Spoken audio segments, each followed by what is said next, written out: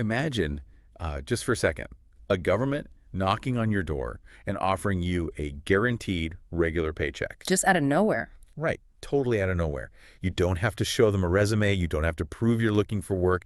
You don't even have to pass a drug test. Oh, It is just free, unconditional cash deposited right into your bank account every single month.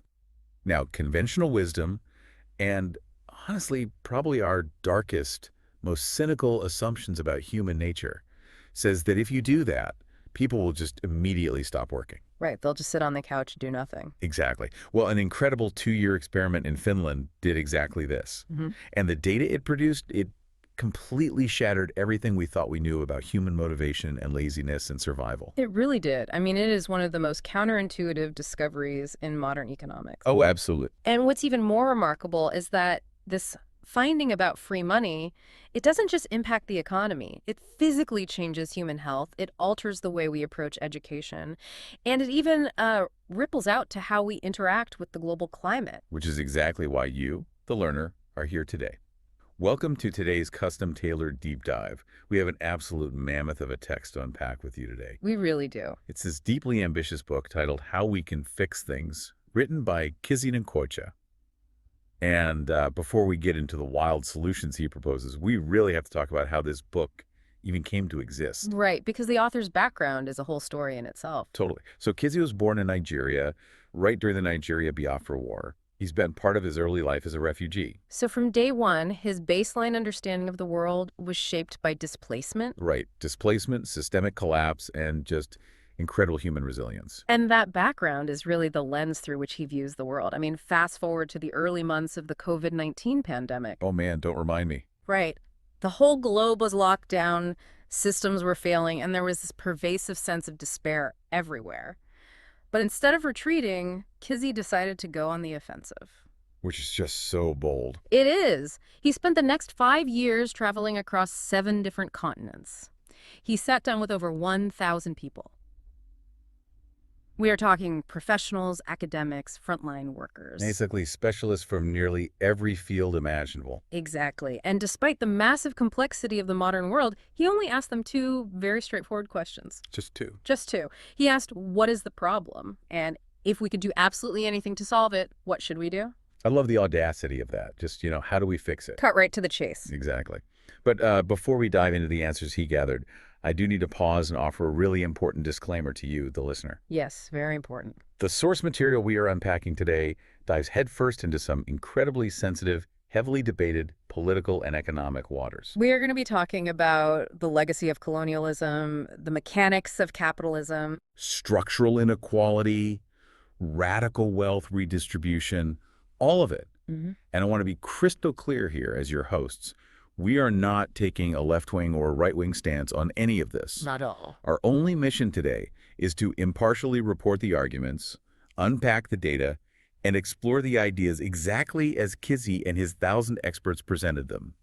We are just the messengers here to help you understand the blueprint they've drawn up. And to really understand that blueprint, we need to frame this entire conversation around a quote Kizzi includes early on from the naturalist John Muir. Oh, I love this quote. It's so good. Muir wrote, "When we try to pick out anything by itself, we find it hitched to everything else in the universe." It's to everything else. Right.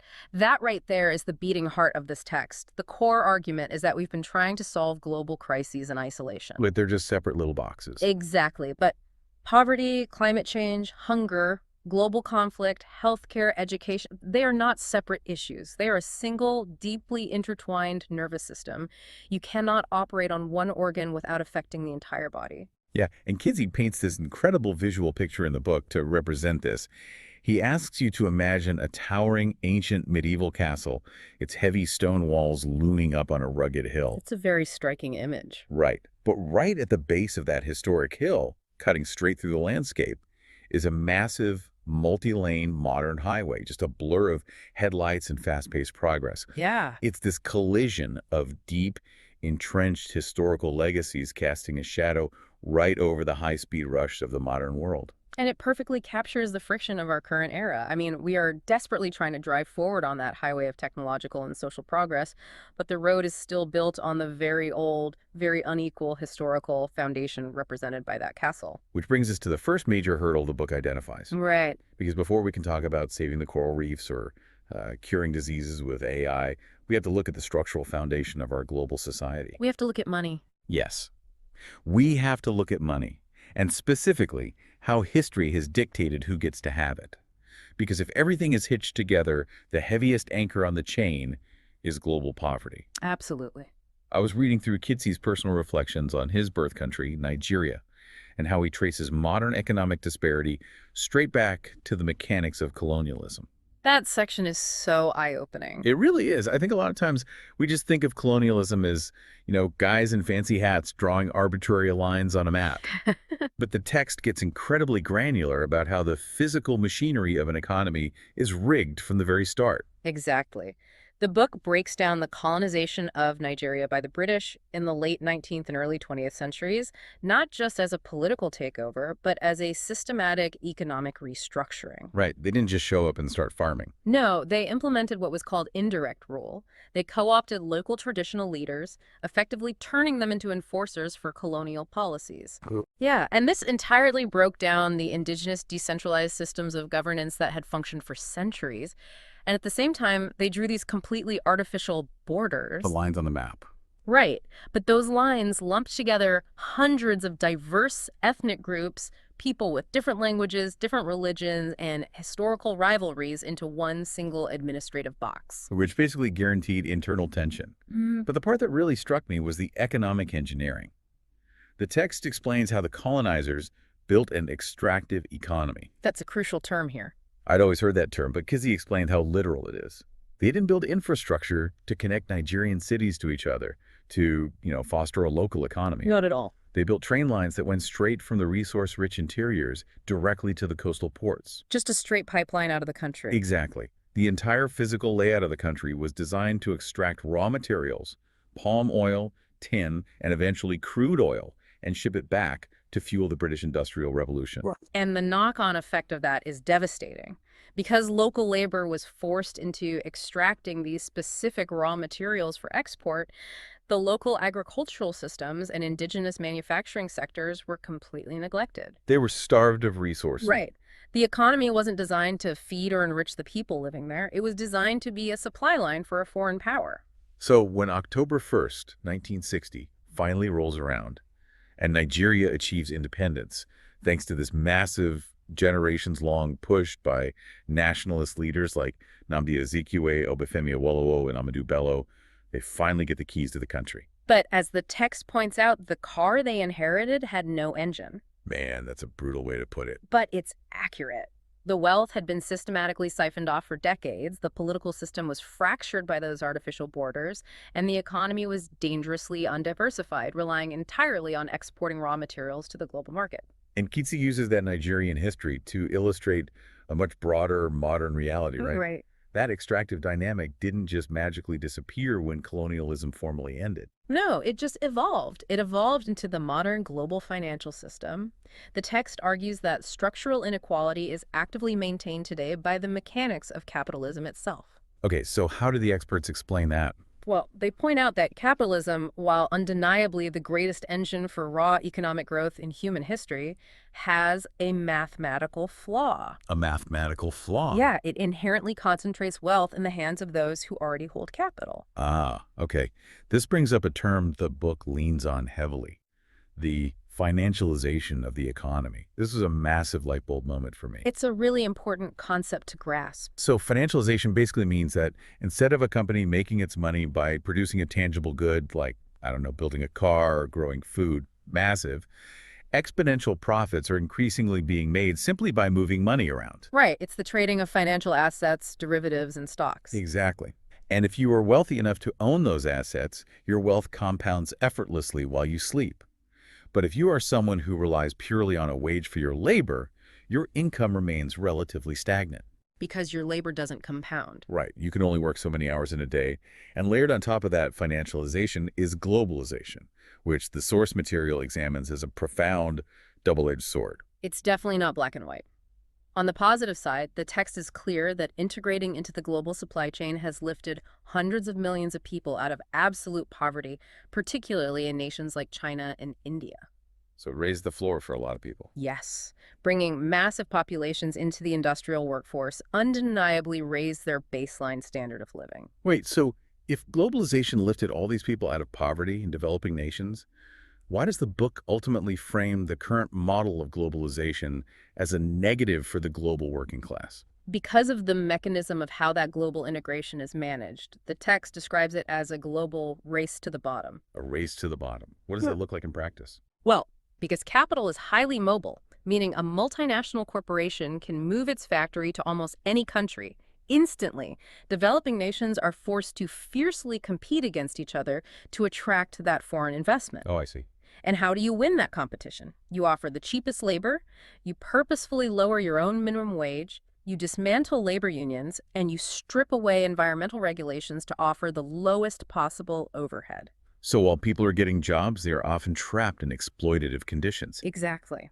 Meanwhile, in the developed world, that same mechanism results in outsourced jobs, gutted manufacturing towns, and wage stagnation for the middle class. The only ultimate winners are the shareholders at the top. Okay, let's unpack this. Mm. If the machine is fundamentally wired to funnel wealth upward, how do the 1,000 experts Kizzi interviewed propose we actually fix it? The book leans heavily into wealth redistribution, right? Yes, very heavily. The text argues that a functioning society requires an active, intentional counterbalance to that upward flow of capital. So like taxes. Precisely. The primary mechanisms proposed are robust, progressive taxation, where the marginal tax rate increases significantly at the highest income brackets, and strictly enforced wealth and inheritance taxes. The goal there isn't just to punish the rich, right? Not at all. The goal is to prevent the creation of a permanent, entrenched aristocracy where economic power is locked into a few families across generations. That makes sense. The source material actually cites a fascinating book called The Spirit Level by Richard Wilkinson and Kate Pickett. Oh, that's a brilliant study. Right.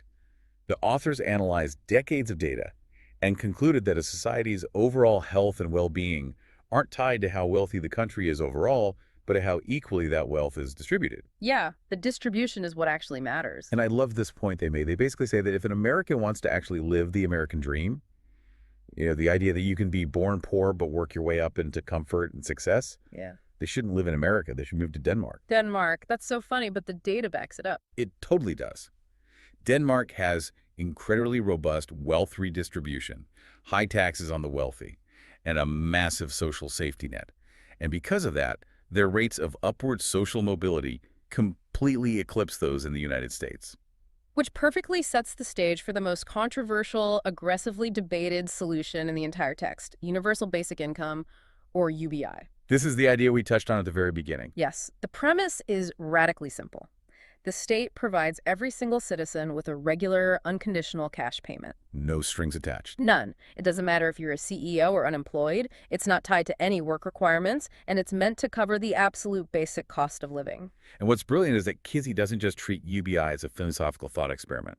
The book looks at actual, real-world case studies where this was tried. Let's go back to that Finland experiment I mentioned. Right, the 2017 trial. It's exactly. From 2017 to 2018, the Finnish government randomly selected 2,000 unemployed citizens and just gave them 560 euros a month, completely tax-free. Even if they found a job the next day, they kept the free money. And the outcomes of that study are incredibly revealing. From a strict employment perspective, the effect was relatively neutral.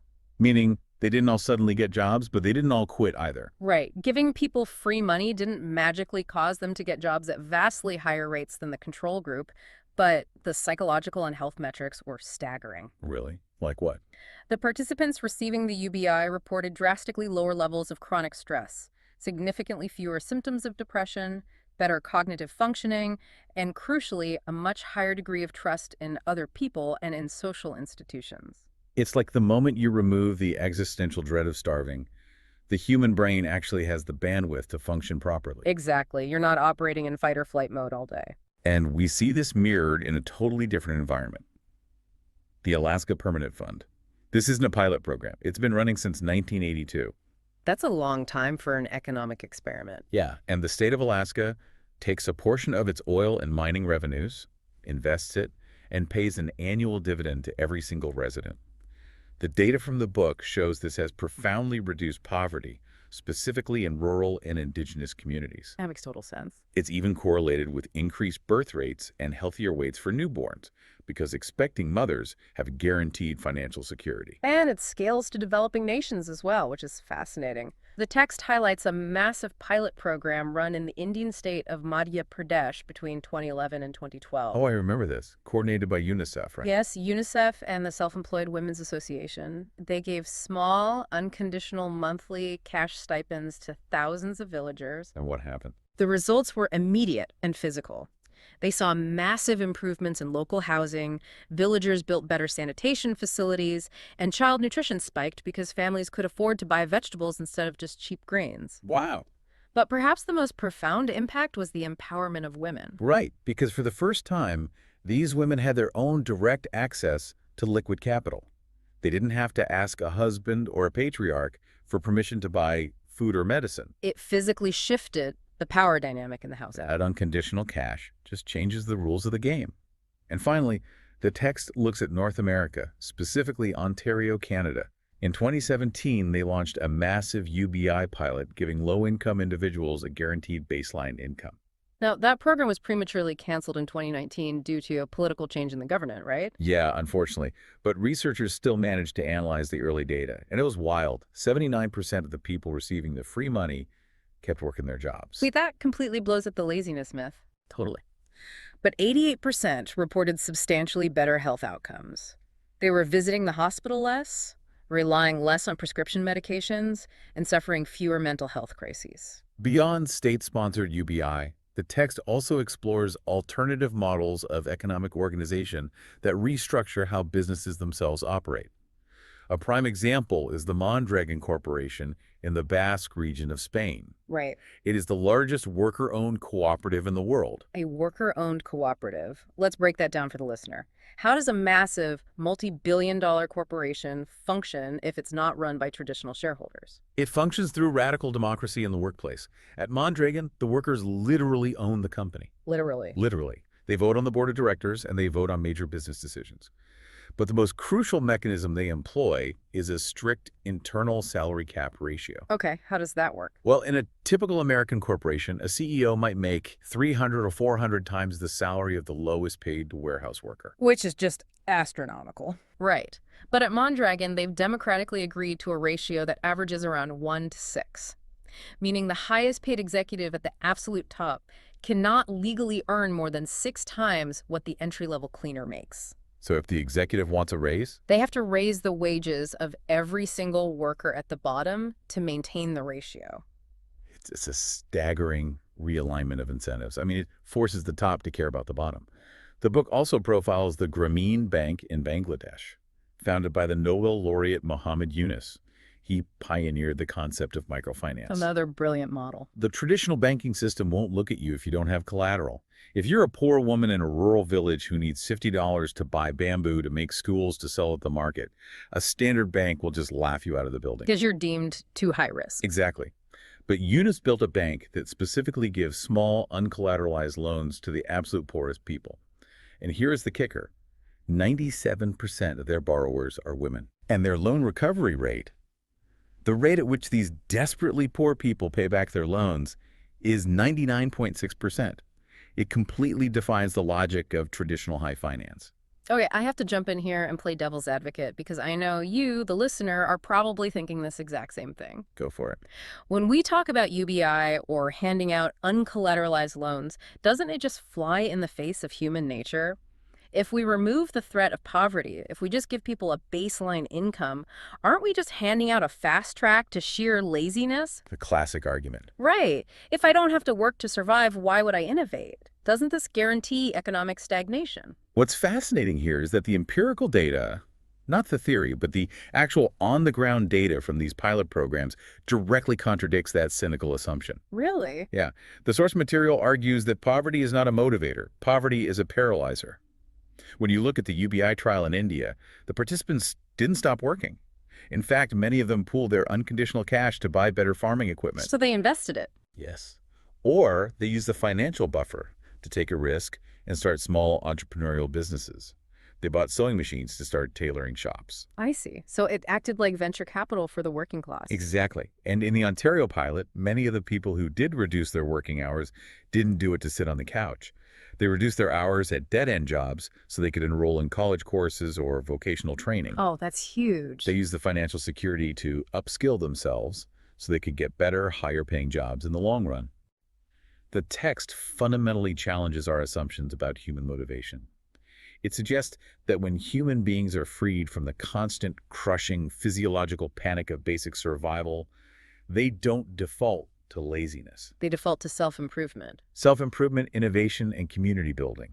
So if UBI and progressive taxation are the tools to fix the financial baseline, that pulls the thread directly to the next major issue. The most immediate physical baseline for human survival is food. Right, you can't survive without it. And economic disparity directly fuels food insecurity. Kizzi presents another vivid image here. Imagine a split screen. On the left side, you have this lush, incredibly dense, glowing green vertical farm operating indoors under LED lights. Very futuristic. Yeah. And on the right side, you have a massive, dusty, sun-baked traditional agricultural field stretching out to the horizon. And that contrast is vital because the text makes a point that we often misunderstand. Global hunger is rarely a problem of food scarcity. Wait, really? Yeah, the Earth currently produces more than enough calories to feed all 8 billion people. The root causes of hunger are systemic. Hunger is caused by poverty people simply lacking the money to buy the food that actually exists. It's an access problem. Precisely. It's caused by environmental degradation destroying local crop yields, and tragically, it's caused by political instability and war. The book points to Yemen as the most harrowing example of this. The famine in Yemen wasn't caused by a sudden drought. It was a human-made catastrophe. The infrastructure was just obliterated. Ongoing conflict physically destroyed the agricultural infrastructure, and military blockades cut off the seaports, physically preventing food from reaching the civilian population. Hunger was literally used as a weapon. It's horrific. And even in stable, developed nations, there is a massive paradox in our modern food system. The text dissects the sheer inefficiency of our centralized supply chains. The apple's journey. Exactly. Think about how an apple reaches your local grocery store. It is grown on a massive industrial farm, harvested, trucked to a central processing facility, packaged, put on a refrigerated freight truck, and driven hundreds or thousands of miles across the country. And the carbon footprint of all that transportation is massive. Huge. But even worse, the book points out that because this logistical chain is so long and so complex, things constantly go wrong. Right. Refrigeration units fail, trucks get delayed, produce rots in warehouses. Because of this centralized system, a staggering 1/3 of all food produced globally is completely wasted before it ever reaches a human mouth. 1/3. That is just an unfathomable amount of waste. To combat this massive inefficiency, the experts in the text advocate for grassroots solutions designed to radically decentralize food distribution. Bringing it closer to home. Right. They want to shorten the distance between the soil and the plate. They highlight organizations like the local food hub in Virginia. This group acts as a localized aggregator. Okay, so how does an aggregator work? Well, instead of small local farmers trying to compete with massive national distributors, the hub buys produce directly from dozens of small farms in the immediate area, and then they sell it directly to local public schools, hospitals, and community centers. Keeping the food and the money in the community. They also spotlight the Eastern Market Corporation in Detroit, which is tackling a massive urban problem. The food desert. Let's define that really quickly. Good idea. A food desert isn't about sand. It's a neighborhood, usually a low-income urban area, where there is literally no grocery store within a reasonable distance. The only food available is highly processed junk food from a corner convenience store. Which leads to massive health issues down the line. Exactly. So Eastern Market uses a fleet of mobile markets, basically produce aisles on wheels to drive fresh fruits and vegetables directly into these neighborhoods, bypassing the broken retail infrastructure entirely. But fixing distribution is only half the battle. The text argues we have to radically reform how we actually produce the food. The experts advocate strongly for a shift toward agroecology and permaculture. Permaculture. I've heard that buzzword. Hmm. What does it actually mean in this context? Well, our current industrial model relies on massive monocrops, planting tens of thousands of acres of a single plant, like corn. Just corn as far as the eye can see. Right, and this strips the soil of specific nutrients, requiring massive inputs of chemical fertilizers, and creates an absolute buffet for specific pests, requiring massive pesticide use. It's basically fighting a war against nature. Exactly. Permaculture is about working with nature's existing mechanics. The text explains concepts like intercropping. If you plant corn, beans, and squash together, which, by the way, indigenous communities in the Americas have done for centuries. The Three Sisters, right? Yes, the three sisters. Yeah. The beans naturally pull nitrogen from the air to fertilize the soil for the corn. The corn provides a stalk for the beans to climb, and the broad squash leaves provide ground cover to retain moisture and block weeds. It's a self-sustaining ecosystem. They also advocate for contour planting, which means plowing along the natural curves of a hillside rather than in straight vertical lines, which naturally catches rainwater and prevents the topsoil from washing away. And while those are returns to traditional wisdom, the text also takes a sharp turn into cutting-edge technology that feels straight out of science fiction. Let's look at the left side of that split screen we talked about earlier. Indoor vertical farming. Okay, yes, the Aero Farms example. Right. They aren't using soil, they are using a technology called aeroponics. They stack trays of leafy greens vertically in massive warehouses under precisely calibrated LED lights. And the roots just hang there. The roots just dangle in the air, and the system sprays them with a highly precise mist of water and nutrients. And the water savings are mind-blowing. Because this is an entirely enclosed, climate-controlled system, the water that the plants naturally transpire, the moisture they sweat out into the air, is captured by dehumidifiers and recycled right back into the misting system. It's a completely closed loop. Exactly. Because of this closed loop, vertical farming uses 95% less water than traditional field farming. Plus, because it's indoors and sealed off from bugs, they use zero chemical pesticides. 95% less water is just, it's game-changing. The book goes even further when it comes to protein, diving into lab-grown or cultured meat. Right, like Memphis meats. Exactly. They are literally growing animal tissue from a cellular level in bioreactors. This is not a plant-based substitute like a black bean burger. This is biologically real meat. Well, without the cow. Right, but because you are only growing the muscle tissue, you eliminate the massive amount of land required to raise an entire cow, you eliminate the massive amounts of water required to grow the feed for that cow, and you entirely remove the ethical concerns of industrial slaughterhouses. And speaking of altering biology, the experts lean heavily into the potential of CRISPR. Now, when most people hear genetic modification, they think of the old clunky GMO methods, where genes from different species are sort of mashed together. Right, the frankenfood fear. Yeah. But CRISPR is totally different. It's essentially a molecular pair of scissors. Scientists can go into the DNA of a plant, find the specific sequence of code that makes the plant vulnerable to drought and just snip it out. Or they can splice in a specific trait. The prime example cited in the text is golden rice. In many developing nations where rice is the absolute primary staple crop, children suffer from severe vitamin A deficiency, which leads to irreversible childhood blindness and weakens their immune systems to the point where common infections become fatal. It's a huge public health crisis. It is. So scientists used CRISPR to biofortify rice with beta-carotene, the same stuff that makes carrots orange, which the human body converts into vitamin A. This one precise genetic edit has the potential to prevent millions of cases of blindness. And if genetic engineering isn't wild enough, the book also profiles companies like the Aspire Food Group, which is pushing the mass farming of alternative proteins, specifically insects. Bugs. We're talking about eating bugs. We are. They are farming millions of crickets, grinding them into a fine, high-protein flour, and baking it into protein bars and breads. A cricket requires a microscopic fraction of the water, feed, and space that a cow requires to produce the exact same amount of protein. Finally, to tie all of this high-tech production and decentralized distribution together, the text proposes integrating blockchain technology into the food supply chain. Okay, blockchain. Let's make sure this makes sense without the crypto bro jargon. How does blockchain actually fix a tomato? Think of the blockchain as an unforgeable digital passport for a piece of produce. Right now, if there's an E. coli outbreak in lettuce, the FDA often has to order supermarkets across the entire country to throw away all their lettuce because the paper trail supply chain is so opaque, they can't figure out where the tainted bag came from. So it's just a guessing game. Exactly. With a blockchain ledger, the moment a head of lettuce is picked, it gets a digital stamp.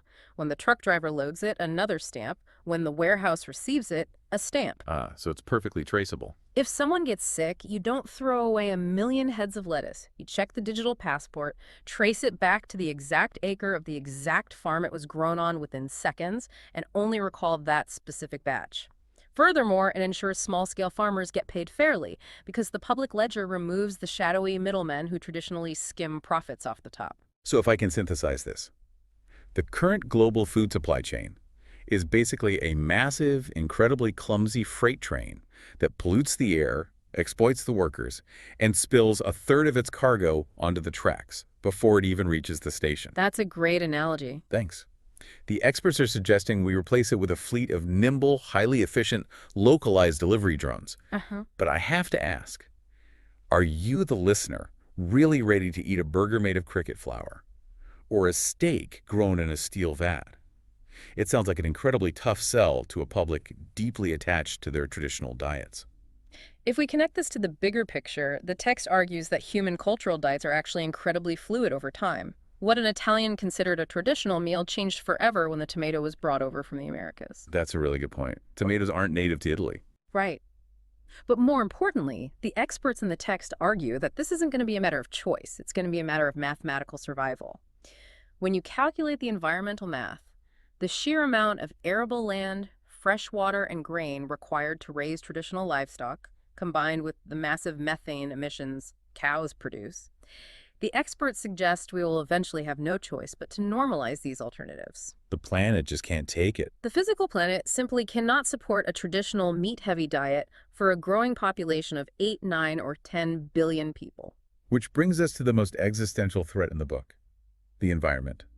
Because the way we currently grow our food and the way we power that massive economic machine we talked about in part one is directly attacking the climate. We absolutely cannot fix hunger or poverty without stabilizing the physical stage we live on. It's the foundation of everything else. Kizzi describes this really striking image in the book. It's a photograph of a bustling modern city square.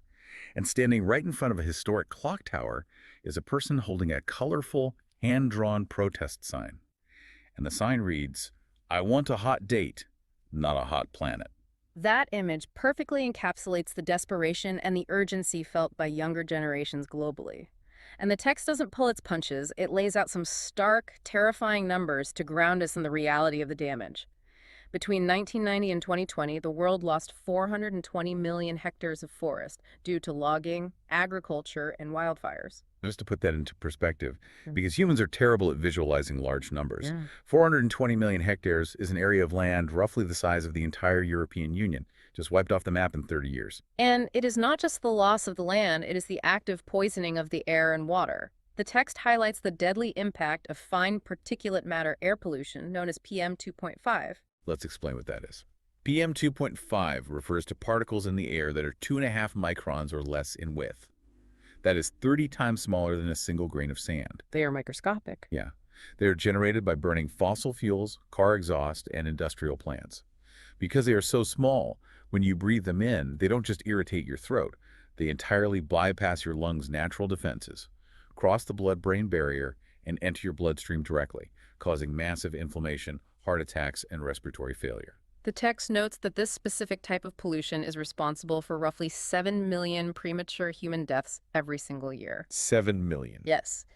And looking to our oceans, the book points to the Great Pacific Garbage Patch, a massive, swirling, continent-sized vortex of plastic waste trapped by ocean currents, which is actively breaking down into microplastics and poisoning the foundational marine food web. So how do Kizzi's experts propose we put out the fire? The first and most obvious pillar is a massive accelerated transition to renewable energy. The text highlights the nations leading the charge. China and Germany, right? Yeah, China and Germany are currently dominating the world in building out massive solar energy infrastructure. The UK and Denmark have capitalized on their geography to master large-scale offshore wind farms in the North Sea, where the wind currents are incredibly strong and consistent. And then the book points to nations that are practically showing us the finish line. Norway generates nearly all of its domestic electricity from hydropower, utilizing its mountainous terrain and waterfalls. So you just have an abundance of water power. Exactly. And Costa Rica has frequently made global headlines for running its entire national grid for months at a time, almost exclusively on a mix of hydro, wind, solar, and geothermal energy, which taps into the natural heat of the Earth's crust. But the experts are very clear. Just stopping the bleeding isn't enough. If we drop our carbon emissions to zero tomorrow, the atmosphere is still overloaded. We have to actively repair the damage.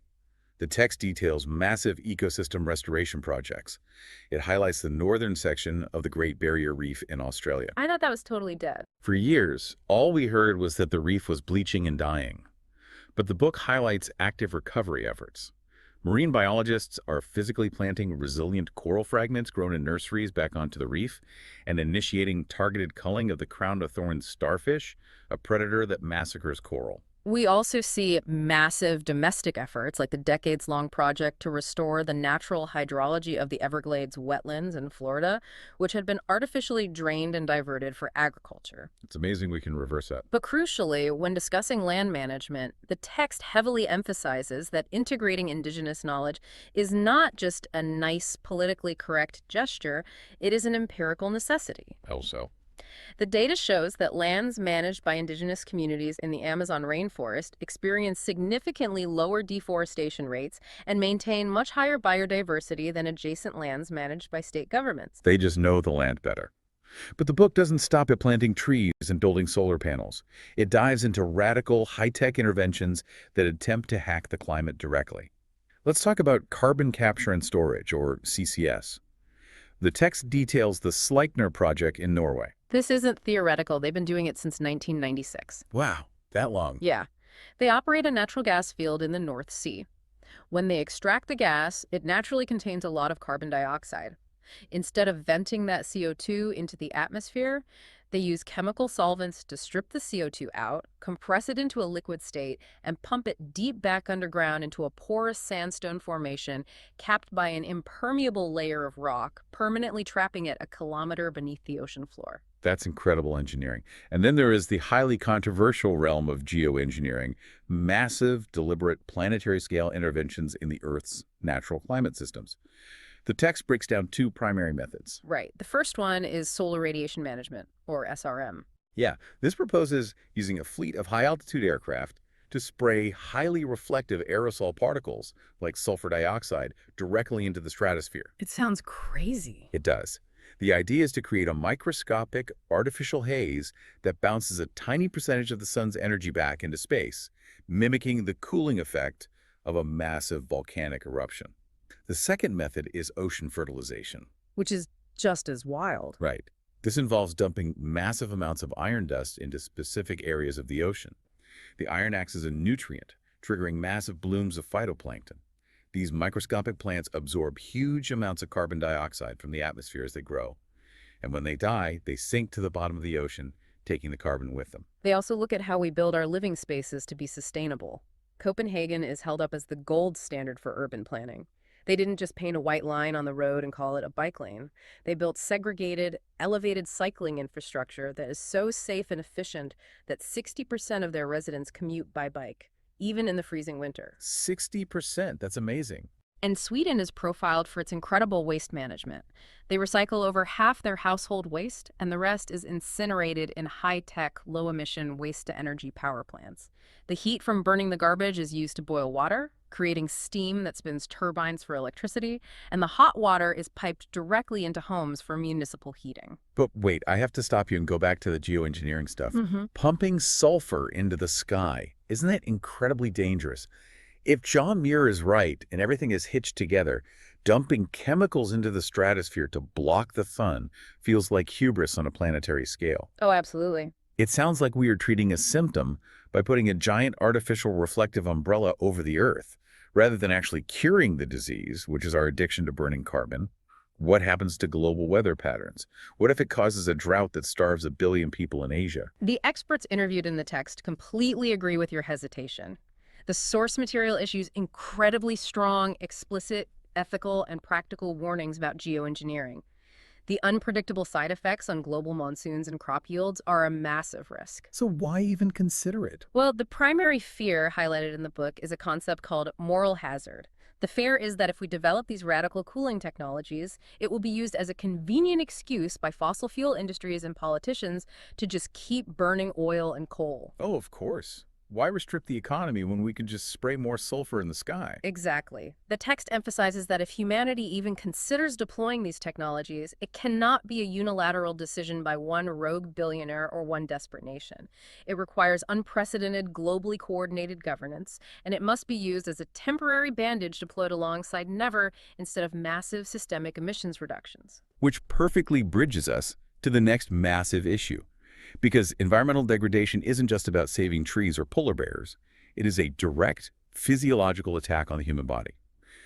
As we mentioned, the carbon and the PM 2.5 in the air end up directly in our lungs. It's inescapable. And when we bulldoze the rainforest, we push wildlife into closer contact with human populations, which leads directly to zoonotic spillover, events viruses jumping from animals to humans, causing pandemics exactly like COVID-19. Which is why Kizzi's text makes the powerful argument that climate change is fundamentally a healthcare crisis. Precisely.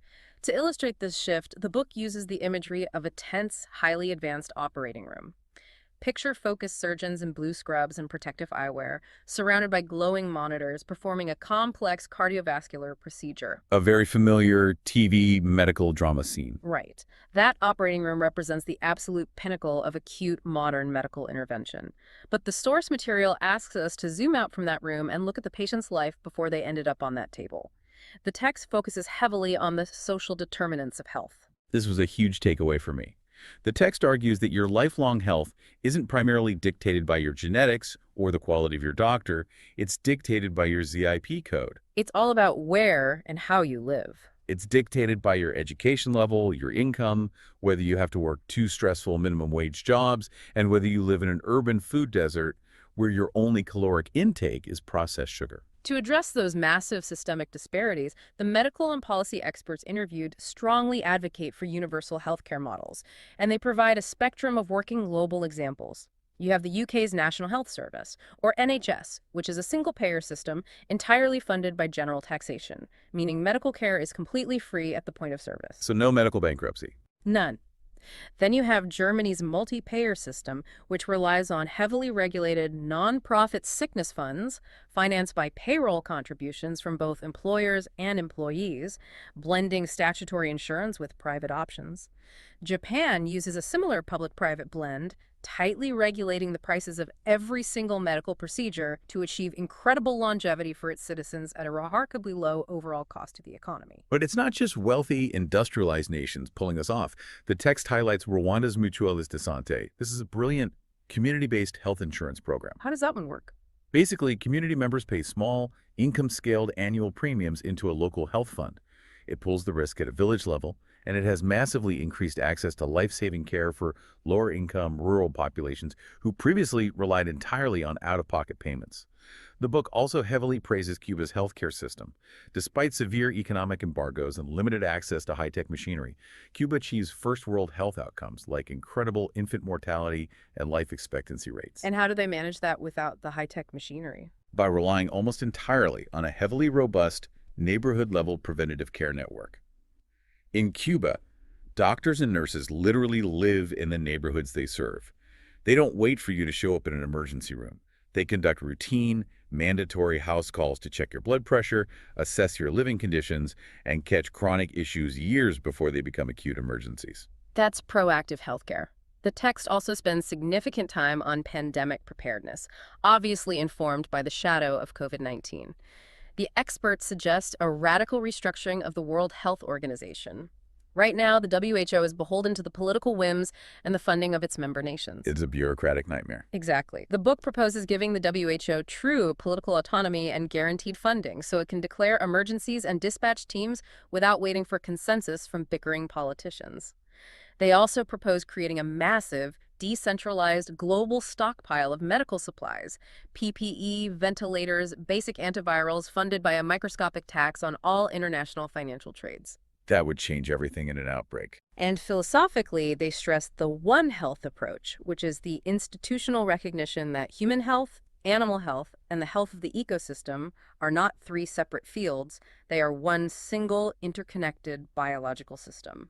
On the technological front, the text outlines interventions that are actively transforming how healthcare is delivered. Telemedicine is the obvious one, bridging the geographical gap for remote areas. But the true revolution highlighted in the book is artificial intelligence in diagnostics. AI is moving so fast in this field. It really is. AI algorithms are currently analyzing thousands of retinal scans to predict diabetic retinopathy long before a human doctor could spot the microscopic vascular changes.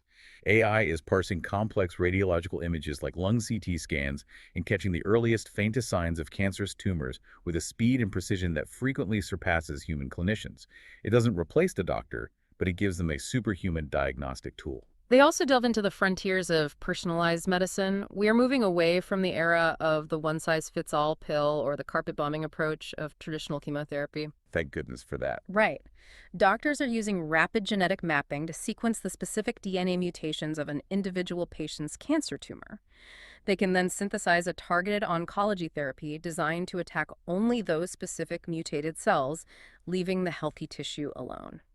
Here's where it gets really interesting for me. Imagine a healthcare system that acts like a proactive, high-tech mechanic for your body.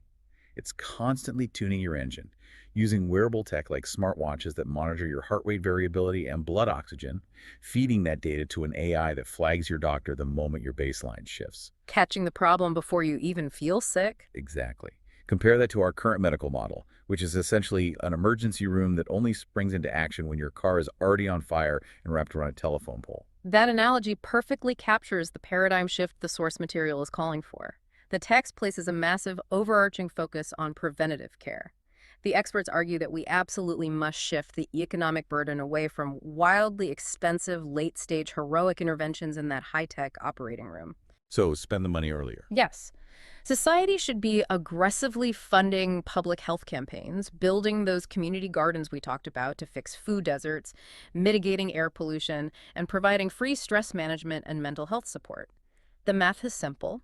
If we invest heavily in keeping people healthy at the baseline, the entire medical system avoids collapse and becomes economically sustainable. But here is the grim reality that Kizzi's book forces us to face. Resource scarcity, whether it's a lack of healthy food, a lack of accessible medical care, or a lack of habitable, unflooded land, inevitably breeds human conflict. Yes. Desperate people do desperate things.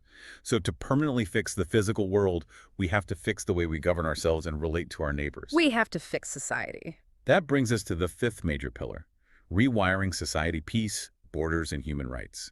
Kizzi uses this powerful imagery in the text of a map of the world where those hard, black, rigid lines of national borders are slowly dissolving and fading away. Because the text argues that our traditional Westphalian notions of absolute sovereignty, the idea that a nation has a walled-off, unquestionable authority over a specific patch of dirt, are completely failing to address the realities of modern transnational crises. Yeah, climate change doesn't stop at a border checkpoint. A virus doesn't show a passport. Exactly. The experts propose moving toward collaborative, layered governance models. They point to the European Union as the most successful, large-scale example of this. Despite its flaws, the EU represents dozens of sovereign nations voluntarily pooling their sovereignty over trade, environmental regulations, and freedom of movement to intertwine their economies so deeply that military conflict between them becomes practically impossible. The book also looks for governance solutions in active conflict zones. It highlights the semi-autonomous Kurdish region in northern Iraq.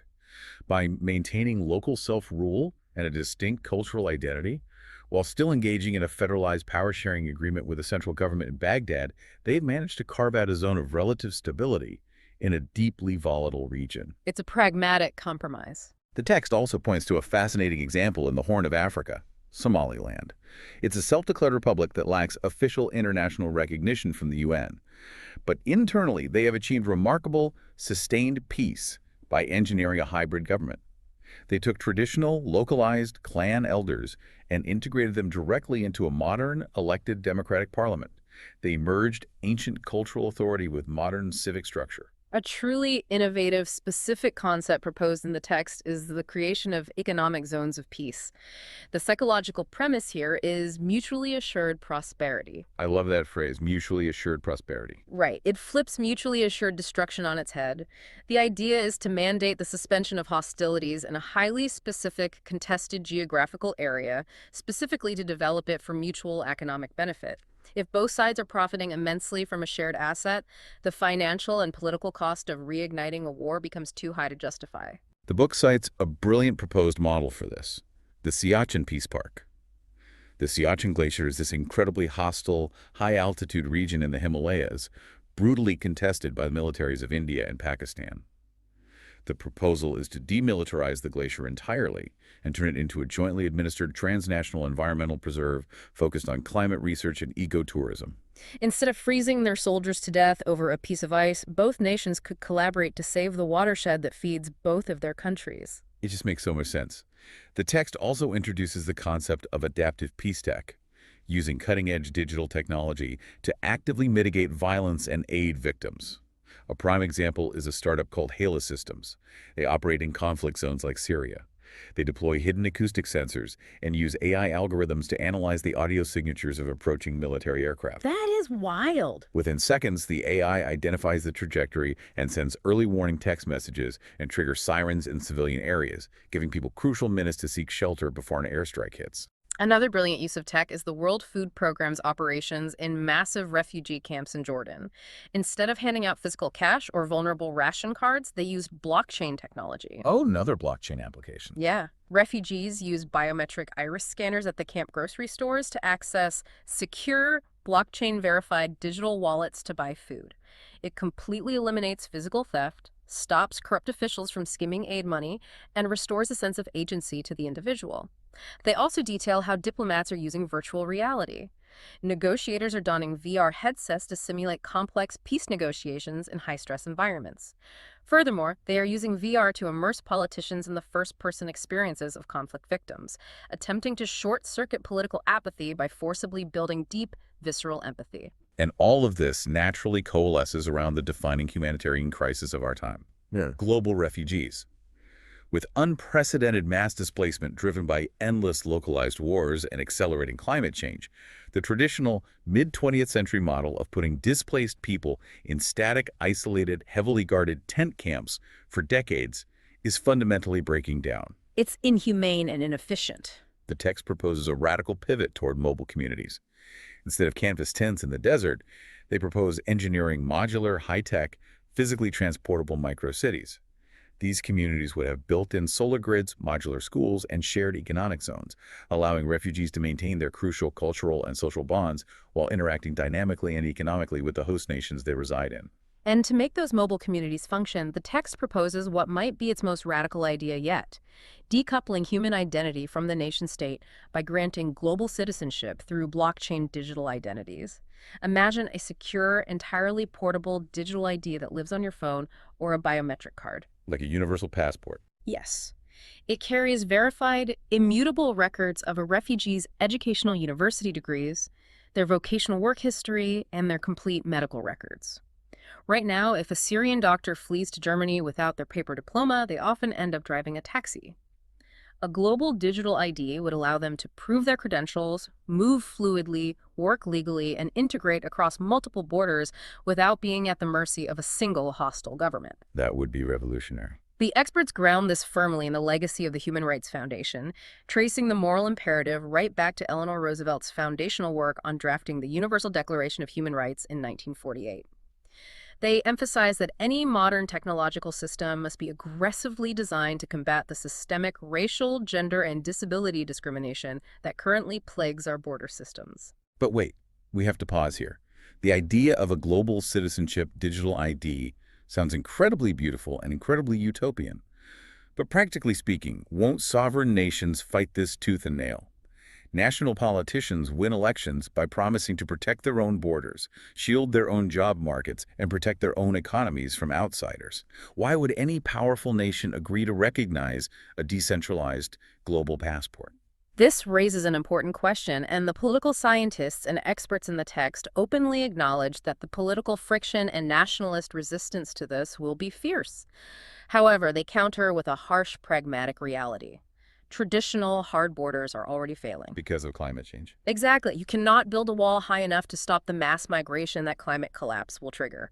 The core argument they present to reluctant nations is an economic one. Having millions of displaced, highly capable people sitting idle in static, isolated camps for 20 years is a massive, bleeding drain on global resources and human potential. It's a lose-lose situation. Right. By contrast, if you harness the skills, the resilience, and the entrepreneurial spirit of refugees by allowing them to work and move freely via recognized digital IDs, you actually inject massive vitality and tax revenue into the aging, demographically declining economies of the developed world. The economic value of integration ultimately outweighs the exorbitant cost of endless isolation. But even if we implement all of this, none of these grand fixes, not the UBI, not the AI diagnostic tools, not the carbon capture machines, and certainly not the complex global digital IDs, none of them are remotely sustainable without a highly educated populace capable of building, maintaining, and understanding them. Ignorance breaks the machine. And that is our final destination today, the sixth and ultimate pillar, education and sustainable innovation. The imagery Kizzi uses here is brilliant. Picture a bustling, vibrant open-air classroom in a rural village. But instead of a thatched roof, the students are shaded by a sleek canopy made entirely of advanced solar panels, perfectly blending deeply rooted traditional community learning with cutting-edge technology. The source material is absolutely unequivocal on this foundational point. Education is the ultimate, universally applicable tool to break the cycle of generational poverty. It is the master key. Especially for women, right? Yes, when individuals, especially women and girls, are educated, the downstream effects are miraculous. They secure better employment, which economically stabilizes their families. They have fewer children, but invest more resources into each child. They drive local economic growth, and crucially, they develop the critical thinking skills absolutely necessary to maintain a functioning, peaceful, democratic society. To illustrate how we can totally rethink what education looks like, the text provides a phenomenal, deeply detailed case study. The Barefoot College in India. This isn't a traditional university with ivy-covered brick walls.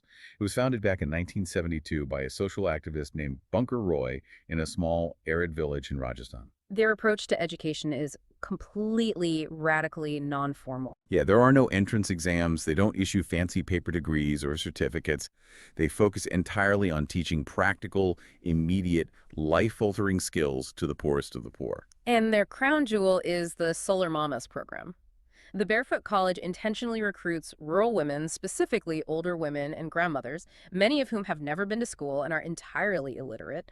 They bring them to the campus for 6 months and train them to be fully proficient solar engineers. Wait, how do you teach electrical engineering to someone who cannot read a textbook? Through brilliant, localized pedagogy, they rely entirely on visual aids, color-coded wires, hands-on repetition, and peer-to-peer sign language.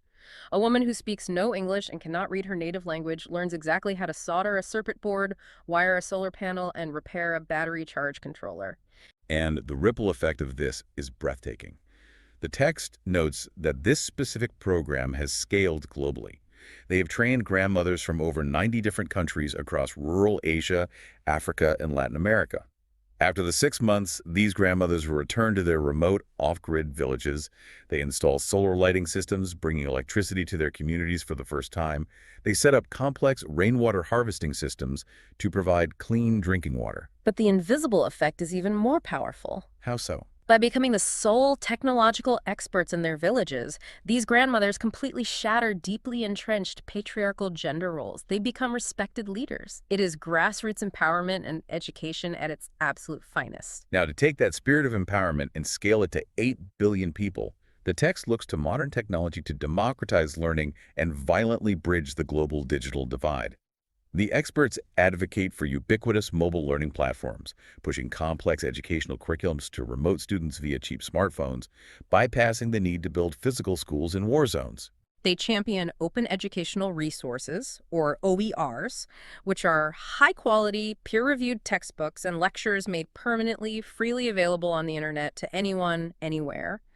And crucially, they look at how AI can serve as a personalized tutor. Okay, an AI tutor. How does that work in practice? Well, instead of one teacher trying to pace a lesson for 30 different kids, an AI algorithm monitors exactly where a specific student is struggling, say, with fractions, and dynamically tailors the homework, the pacing, and the explanation style to exactly match that individual student's cognitive needs, ensuring no one ever falls behind the curve. The text also draws heavily on the psychologist Carol S. Dweck's concept of the lifelong learner and the growth mindset. In a world where AI and robotics are actively automating away millions of jobs every year, the old industrial era idea that your education ends the day you get your high school diploma is completely dead. We have to continuously upskill and relearn just to survive. And to facilitate that, the experts argue for entirely tearing down and redefining the 21st century school curriculum. We have to completely abandon the 19th century model of rote memorization, sitting in rows, memorizing dates, and repeating facts that you can look up on a smartphone in 3 seconds. So what should we be teaching? The new curriculum must focus obsessively on critical thinking, on complex problem solving, on digital literacy so kids can spot misinformation, and most importantly, on social emotional learning, or SEL. SEL is vital. It is the explicit teaching of empathy, emotional regulation, and nonviolent conflict resolution. It is teaching children how to collaborate with people they disagree with. Exactly. But here is my question. If we take the book's advice and we move heavily toward digital AI-driven learning where every kid is staring at a tablet tailored to their specific brain, Hmm. don't we risk completely isolating them? Don't we lose that exact social, emotional, chaotic, human-to-human component that the book just argued is the bedrock of 21st century citizenship? It is a profound risk, and the experts in the text balance their massive enthusiasm for ed tech with a strict, non-negotiable insistence on physical, human community involvement. They argue that the technology, the AI, the tablets, the mobile networks is merely the delivery system. It is the The plumbing. plumbing. Right. But the meaning, the content, and the application of that learning absolutely must happen within a community of peers. The vision isn't to replace the teacher with a robot. The vision is that the AI handles the repetitive drudgery of grading math quizzes and delivering the rote facts. This frees up the human teacher to step away from the chalkboard and become a dynamic facilitator. The teacher's entire job becomes fostering empathy, guiding complex group collaborations, engaging the students in physical civic projects, and teaching them how to be decent humans in the physical classroom. Wow. What an absolutely incredible, exhausting, and hopeful journey we've been on today. We have thoroughly mapped out the entire sprawling blueprint of Kizzi Nkwocha's How We Can Fix Things. For you, the learner, we've traveled from the historical economic scars of colonialism to the radical financial liberation of universal basic income. We covered a lot of ground. We really did. We've explored the biological wizardry of CRISPR crops and lab-grown meat, the planetary engineering of carbon capture, the life-saving potential of AI doctors, all the way to dissolving national borders and watching illiterate grandmothers engineer solar grids to light up the world. And if there's one thing that has been proven true today, it's John Muir's quote. It is all hitched together. You cannot pull on the thread of global poverty without moving the heavy threads of the climate, human health, and education. You fix the whole machine, or you fix nothing. And as we synthesize all of these massive systemic solutions, I want to leave you, the listener, with a final, slightly provocative thought to mull over. Lay it on us. It is a concept that bubbles quietly just under the surface of all these grand techno-utopian solutions we've discussed today. If artificial intelligence, immutable global blockchain ledgers, engineered lab food, and massive collaborative globalized governance are the ultimate necessary tools required to fix our physical world, what happens to our local, idiosyncratic, individual identities? Oh, wow. As humanity is forced to construct these massive, perfectly optimized, heavily interconnected digital and political systems just to ensure our collective survival on a warming planet, your next great challenge might not be fixing the world at all. Your next great challenge might be figuring out how to remember exactly who you are within it. That is a remarkably powerful thought to carry with you today. Thank you so much for joining us on this massive deep dive. As you head back out onto that fast-paced highway of modern life, don't forget to look up at the old castle on the hill. Keep questioning the systems you live inside. Keep looking for the hidden connections between the things you consume, and never ever stop learning. We will see you next time.